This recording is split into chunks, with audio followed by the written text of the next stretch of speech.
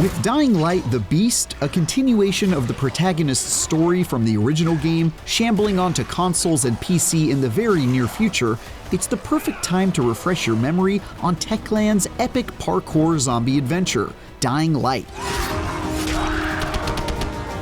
And its massive expansion, the following. Hey Con, I got the line. Con, are you there? With 10 years having passed since the original Dying Light, you'd be forgiven for being a bit foggy on the details. Lucky for you, IGN took impeccable notes. One move and he died! Drop him! You and Walt launched the attacks and ambushed Frank. So here's everything you need to know about Dying Light's story before playing the upcoming sequel. Oh, and this should go without saying, but spoilers lie ahead. That will pay for what he did to me. All the years he took from me. All the agony he put me through. You want revenge? Damn right I do! The original Dying Light quite literally drops you right into its fictional Middle Eastern setting, the city of Haran, which unfortunately has become ground zero to a devastating viral outbreak that transforms people into absolutely terrifying flesh-eating creatures of darkness, also known as zombies. You play as Kyle Crane, an undercover agent for the Global Relief Effort, or GRE, a humanitarian organization. Good luck, Crane.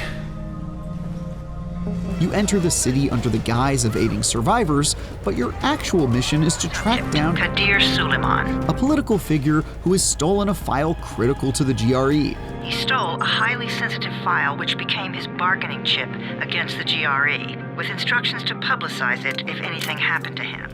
If you're already thinking that maybe the GRE is not exactly squeaky clean, you've got great instincts. Follow your gut. You are to find Suleiman and locate the stolen file in order to save mankind from a disaster of unprecedented proportions.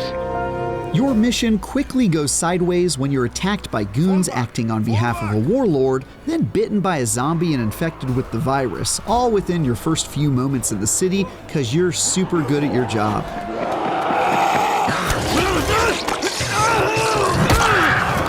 With your cover immediately blown and already experiencing the seizures that precede full zombification, you join up with a survivor enclave called the Tower. Just what I need. More unskilled labor. All right, shut up and pay attention. Led by the only person qualified to be in charge during the apocalypse, a parkour instructor. In this case, a really cool one named Harris Brecken. What the fuck, Crane? I'm no leader. I'm a goddamn parkour instructor! You follow his lead, learning the ways of parkour, and undergoing treatment with an experimental drug capable of staving off the effects of the zombie virus called antizin. Now it's time for you to give me what you promised. 2 crates of antizin. You also meet Jade Aldemir, a free runner and fighter who has a heart of gold and would do anything for Dr. Imran Zir, a scientist working on a cure to the zombie virus. And of course, her brother Rahim Aldemir, a reckless guy who you can tell right away isn't going to make it to the credits. Hey, Crane. Can I trust you? How much you had to drink, kid? Can I or not? Yeah.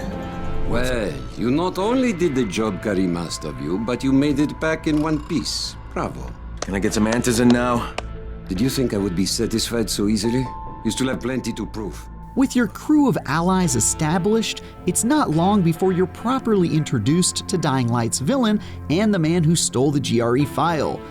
Kadir Rais Suleiman is a self-styled warlord who resorts to ruthless tactics. Your right hand or your left? And has a tendency to screw over those who make deals with him. What? No, forget it, I'm not doing it. I hear no conviction in your voice, Crane. All qualities that frame him as the perfect baddie you just can't wait to punch right in the face. And what do you offer in return? Your services?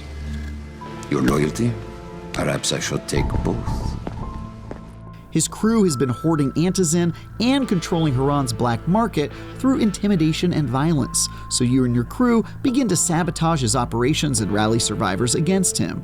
Naturally, he bites back by killing Rahim, who, again, was very obviously going to die. Oh, shit! No, Rahim, stop! Rahim, it's me! It's me, kid, it's Crane! Oh, Jesus! Rahim, stop! and kidnapping Dr. Zier. Who is it? Who's there? Relax, Doc. It's me. Crane. Thank God. Listen, this is important. I'm not safe anymore, obviously. But my research must not die with me. You're not gonna die, Doc, but right now we have to get out of here. You go to rescue the good doctor, but get caught and thrown into a pit where you're forced to fight loads of infected. After surviving the battle, Rais reveals that not only does he know that you're working for the GRE, but he's got dirt on them that he's ready to publish. The plot twist? The GRE was complicit in the outbreak and has plans to weaponize it against its enemies. Yeah, see? Your bosses really weren't very nice people. All right. Kill him. You manage to escape from Rais's clutches and chop off the guy's hand by suddenly showing off some serious martial arts skills. But Rais manages to escape with his life, and Dr. Zier is killed before you can rescue him. Crane, save these people. They don't deserve all of this. Luckily, the fading scientist tells you that he's given his research to Jade and wants it delivered to a new character, Dr. Camden, in the old part of town. It must reach Dr. Camden. That's why I gave the packages to Jade. I know you said you would deliver them, but she was there, and time being of the essence. Half of Rais's men are after you. Whatever you've done, it's really put them on the warpath. Now having seen the GRE for what it is, you realign yourself with the people of Haran and the friends you've made at the tower. You learn that the Defense Ministry working alongside GRE plans to firebomb the entire city, then claim that there were no survivors to begin with. You're looking for Jade Aldemir, aren't you? Yeah. Have you seen her? I mean, you know where she is? You meet up with some new friendlies in Old Town and concoct a plan to let the world know that you're in need of help by setting off a series of charges in a skyscraper in the shape of a burning frowny face.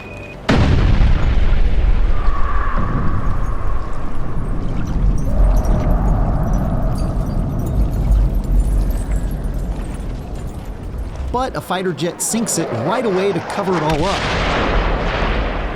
Sons of bitches!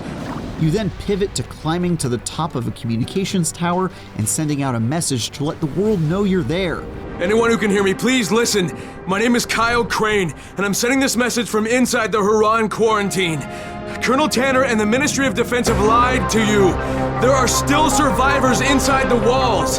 They plan to firebomb Haran, but if those bombs drop, you will know Tanner and the Ministry are cold-blooded murderers. Holy shit! There's someone alive in the quarantine zone? Hey, do you copy? Do you copy? It's Squadron!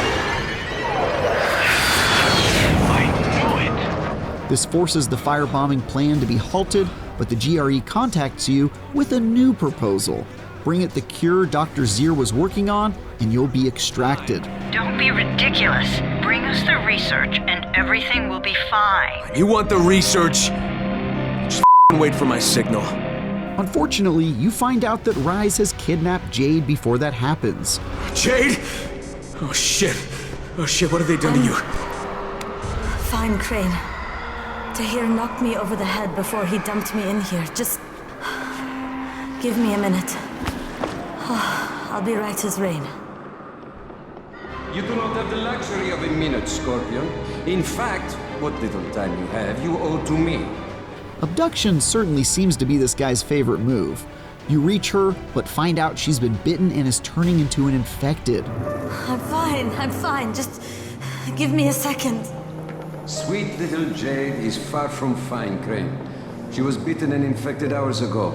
Rais gives you a single dose of antizin and makes you both choose who will survive. Jade insists you take the drug, and you're forced to kill her after she fully transforms into a zombie. I just want you to promise me one thing. When the time comes, you're the one who takes me out.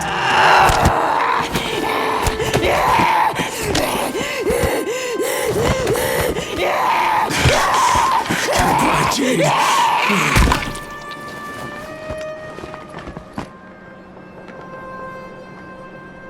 After mourning your loss and getting even with one of Rais's goons, you bring the cure samples to Dr. Camden. Where's the rest of the data, by the way? I know Zara prepared 2 packages. But you still need to get the rest of Zir's data from Rais. You go after him and learn that Rais, ever the fan of making the worst deals imaginable, has struck up an arrangement with the GRE to be extracted from Haran in exchange for the data.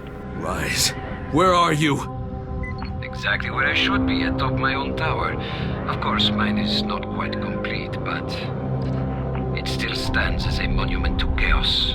Naturally, you confront the guy on top of a skyscraper. So, face to face again. And make him one final offer he can't refuse by stabbing him in the neck and letting him fall to his death. Let's ask for a decision, asshole! The GRE shows up looking for the data, but you heroically turn your back on the opportunity to save yourself, instead giving the data to Camden to save the people of Haran. The analysis just finished on the tissue samples. The results are, well, I don't think the word phenomenal is too strong. Crane, if you can recover Zara's data, I'm certain a cure is within reach. A cure seems to be in sight, and it's at this pivotal juncture that the story of Dying Light draws to a close. But Kyle's story is not over, and things take a turn for the extremely weird in the game's expansion. Stay away! Stay away! You don't understand. The mother... After staying in Haran to help the city's people, you hear a rumor from a crazed survivor that there are people out in the countryside who are immune to infection. Because I've heard that there are people here who are immune to the virus, that they don't turn even if they get bitten. Oh. And who told you this?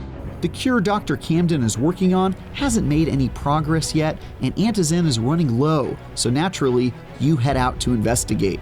But what about this whole not turning thing? They on Antizin or what? You quickly discover that the entire region beyond Haran has become enthralled to a cult called the Children of the Sun, who worship a mysterious figure known as the Mother. We believe in the Mother, and she protects us. We have no need of Antizin, or whatever you said. Okay, well, is there any way I could maybe speak with this Mother? She is sacred. She speaks only with those known as the Faceless.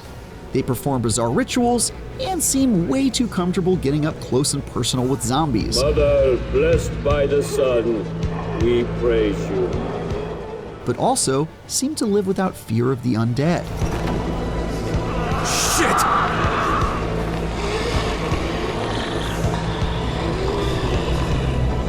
Remain true to the path, stranger. You start working alongside this cult, hoping to learn more, and eventually gain the trust of its super creepy masked officers called the Faceless, agreeing to do their bidding in hopes of bringing their cure back to Haran with you.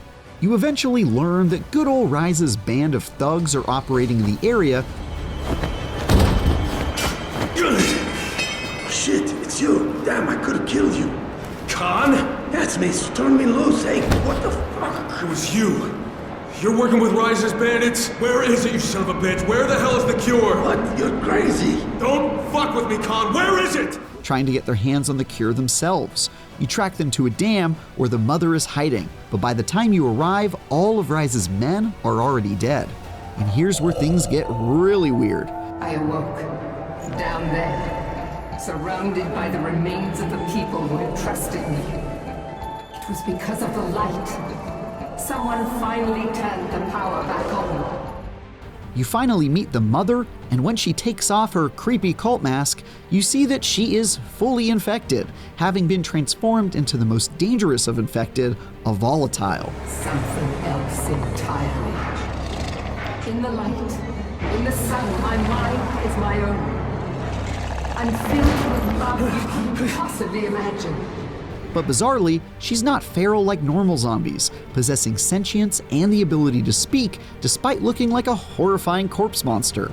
In the dark, with cruel passion, I ripped my own children to pieces. But I swore to myself that I would become the mother they really deserve. She reveals to you that her cure isn't so much a proper remedy as it is a compromise. She's able to keep her zombie urges at bay during the day, but at night goes on killing sprees. In other words, she's a zombie werewolf, more or less. Beautiful evolution indeed. Minds and souls connected in a telepathic bond. Yikes. Listen. Army built a failsafe into their experiment. The mother proposes how you could end the infection once and for all. Summon the sun god. Are you ready to sacrifice thousands of lives, Kyle? Yours among them? Spoiler alert, she's talking about a nuclear bomb, which, to be fair, is definitely, technically a cure of sorts. This is where you're given a choice. Agree to help this absolutely insane lich with her plan to kill everyone, or not do that. Pretty tough call. If you decide to side with the mother, you'll use her nuclear codes to launch a missile into Haran to purge it clean of survivors and infected alike. Emergency lock override accepted. Preparation of nuclear warheads in progress. But in doing so, bring about a proper end to the outbreak. This is certainly the more metal of the two options, but given that the Beast will feature Kyle as its protagonist, I'm going to go ahead and say that maybe this option isn't exactly canon. Who knows though? Knock yourself out, King. Are you crazy? I won't play your god of the sun. I want no part in this bullshit. Just let me take the vials and go. Maybe you'll understand when you see it with my eyes. Alternatively, you can tell the monster to take a hike, but she forces you to drink the elixir, turning you into a sentient zombie. No! Oh, god damn it! You fucking monster! You fight and kill her, collect the vials, and escape the dam. It's not a poison. It's a cure. But after suffering blackouts, you find yourself outside the confines of Haran and come upon a family playing in a park. It's at this point you realize you've been fully transformed into a volatile and let out a scream. What? Hinting at an impending global apocalypse. Whoops.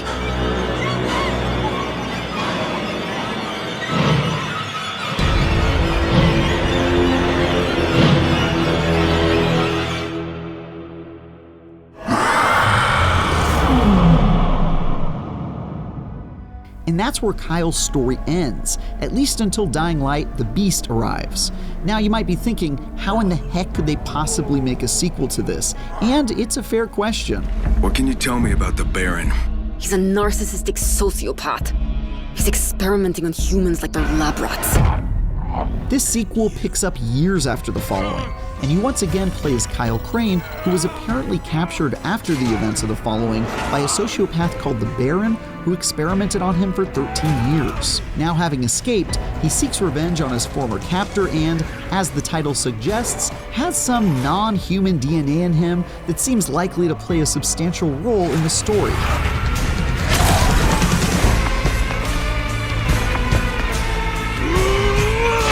I'm not quite sure what Techland will do to address the branching decision in the following, or how the heck the studio plans to fill in the 13-year gap, but I can't wait to see the undoubtedly weird direction it all takes when Dying Light: The Beast arrives on September 19. God only knows what the Baron's planning to do with those monsters. For more, check out our reviews of all of the Dying Light games, including, most recently, Dying Light 2. And for everything else, stick with IGN.